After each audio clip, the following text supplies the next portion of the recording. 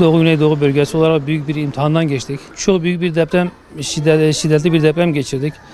6 Şubat'tan beri dükkanlarımız, iş yerlerimiz kapalıydı. Ve yaklaşık 20 gün kapalıydık. Şu anda da iş yerlerimizi açtık. Artık hayatın yavaş yavaş normal bir seyirde gitmesi gerektiğine inanıyoruz. Esnaf olarak bizim ödemelerimiz var, dükkan kiraları var. Mecburiyetten artık bir yerden başlamak lazım. İş yerlerimizi açtık. Hayatı yavaş yavaş normale çevirmeye çalışıyoruz. Şu an genel itibariyle insanlar korkuyor. Halen evine geçememiş durumda olanlar var. Çadırda kalanlar var. Konteynerlerde kalanlar var. İş olmuyor ama biz yine esnaf olarak biz diyoruz ki elimizi taşın altına koyalım.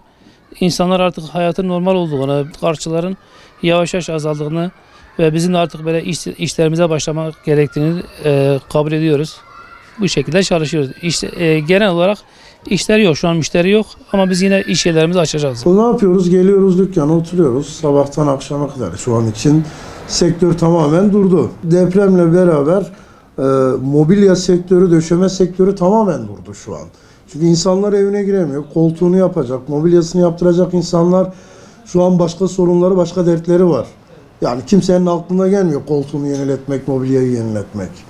Ya sektör tamamen durdu. Depremden önce müşterilere sıra veremiyorduk. Ama şu an tamamen kesilmiş durumda. Yeni satan da, tamir yapan da hepsinin tamamen işi durmuş durumda şu an. Devlet büyüklerinin esnafa da el atması lazım.